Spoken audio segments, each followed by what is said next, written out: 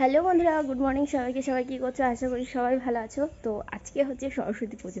সকাল সকাল ব্লগটা শুরু করলাম, মানে সকাল না, সকালবেলা উঠেছি অনেকক্ষণ হয়েছে। তার কারণ হচ্ছে যেহেতু পুজোর দিন লেট করা যায় না, কিন্তু ডাব পাড়তে পারতেই চলে গেল আধ ঘন্টা। তার কারণ গাছ থেকে ডাব পাড়া মানে বিশাল কষ্টকর ব্যাপার। আমাদের বাড়িতে একটু সকাল সকালই পুজো হয়, রাতের বেলায় এই আলপনাটা দিয়ে রেখেছিলাম। এবারে এইখানটা পরিষ্কার করে নিয়ে ভালোভাবে গুছিয়ে টুছিয়ে এখানে আলপনা দিতে বসে গেলাম। তো এখানে আলপনাটা কমপ্লিট করেই চলে যাবো স্নান করতে। আর পাপাই অলরেডি ঘুম থেকে উঠে গেছে, আর পাপাইকে স্নান করাতে হবে। আর পাপাই তো খুব আগ্রহের সঙ্গে ব্যস্ত হয়ে বসে রয়েছে এখানে হলুদ আর নিম পাতা বাটা, যেটা না লাগালে মনে হয় যেন সরস্বতী পুজোটাই কমপ্লিট না। পাপাই তো খুব খুশি, সকাল সকাল স্নান করে নেবে এখনই। আর পাপাই স্নান টান করে এই যে রেডি হয়ে গেছে। আর এদিকে ওর বাবা লাগাচ্ছে একটু ডেকোরেশন করছে আর কি। আর এই যে এদিকে আমাদের সরস্বতী ঠাকুর চলে এসছে, আর তার সাথে মোটামুটি অল্প স্বল্প সব গোছগাছ করে নিয়েছি ঠাকুর মশাই আসার অপেক্ষা।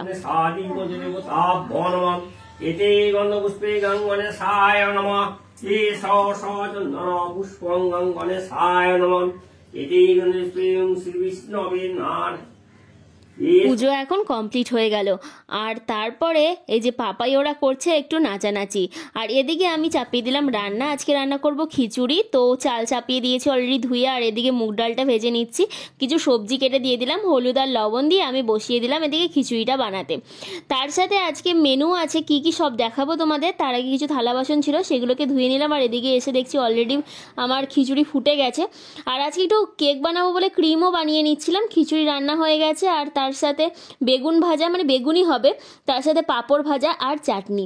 এই ছিল আজকের মেনু আমাদের। তো পাপাই এখানে খেতে বসে গেছে। পাপাইয়ে দেখো পাঁপড় ভাজা ওর চাই, তার জন্য ওকে বেশি করে একটু পাঁপড় ভেজে দিলাম। আর এখন আমিও একটু খিচুড়ি খেয়ে নিচ্ছি, তারপর বসে পড়েছিলাম একটু এডিটিং করতে। আর এই যে আজকে আমার কেকটা বানানো কমপ্লিট হয়ে গেছে। বিকেলবেলা ভাবলাম চলো একটু ঘুরে আসি আর কয়েকটা ঠাকুর দেখে আসি। তার কারণ আজকে যেহেতু 14ই ফেব্রুয়ারি, কি বলবো, আর এমন একটা স্পেশাল দিনে একটা গিফটও পাইনি এখনো অবধি। বুঝতে পারছো, বিকেল অলরেডি 5টা বেজে গেছে। রাস্তায় ছোটোর মধ্যে এত সুন্দর সুন্দর সরস্বতী পুজোগুলো হয়েছে না, দেখলে একদম মন ভরে যায়। এখানে এসেছি, দেখো এই সরস্বতী যে প্যান্ডেলটা সরস্বতী ঠাকুরের, এটা কিন্তু অনেকটাই বড় হয়েছে, এটা হাটতলায় হয়েছে। আর কত সুন্দর সাজিয়েছে। সামনেই এখানে দেখো একটা করেছে হচ্ছে আমাদের সেই অযোধ্যার রাম মন্দির, আর তার সাথে এই যে ঠাকুর, আর খুব সুন্দর ডেকোরেশন করেছে চারপাশটা, খুব ভালো লাগলো বেশ। এই প্যান্ডেলটা দেখে আমরা চলে এলাম সব থেকে বড় ইলাম বাজারের একটা প্যান্ডেল দেখতে, এই যে অগ্রণী ক্লাবের। এই থিমটা কিন্তু খুব সুন্দর করেছে, একটা গ্রাম্য থিম করেছে।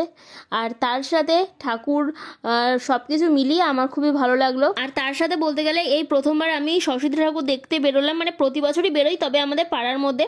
আর আমার বর যেহেতু বাড়ি থাকে না, তাই দূরে আসা হয় না। এবছরও বাড়িতে রয়েছে, কোনো প্রোগ্রাম নেই, তার জন্য ভাবলাম চলো একটু দূর থেকে ঘুরে আসি। আর ও বললো চলো, আজকে যেহেতু পাপাই ছুটি রয়েছে, তো পাপাইকে নিয়ে একটু ঘোরা যাবে।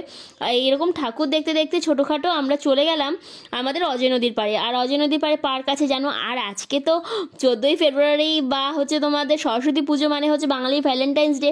আজকে তো বেশ জোড়ায় জোড়ায় কাপলদেরকে দেখা যাবে, কিন্তু যা কেউ নেই এখানে। তো কয়েকজনে এসেছে টিকটক করতে, একটু সুন্দর শাড়ি টাড়ি পরে। আমি এখানে বসে বসে একটু লাইভ করছিলাম, দেখে আবার বেরিয়ে গেলাম। এখানে একটা সুতোর প্যান্ডেল দেখে সেই ছোটোবেলাকার কথা মনে পড়ে গেল। এরপর পাপাই বললো ঝালমুড়ি খাবো, পাপাইকে ঝালমুড়ি কিনে দিয়ে চলে এলাম বাড়িতে। দেখছি আমার জন্য আমার বর গিফট কিনে রেখেছে, একটা সুন্দর গোলাপ ফুল, আর তার সাথে একটা বড় সাইজের চকলেট।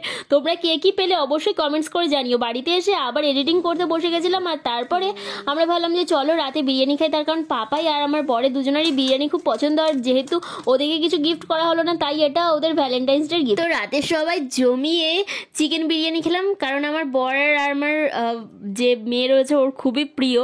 আর তোমরা ভ্যালেন্টাইন্স ডেতে কে কি গিফট পেলে অবশ্যই কমেন্টস করতে ভুলো না। আর তারপরে এই বাজে কেকটা আমি বানিয়েছিলাম, আর সেটাই খেয়ে সবাই মিলে ঘুমিয়ে পড়লাম। তো আজকের মতন এখানে বিদায় নিচ্ছি, টাটা, সবাই ভালো থেকো।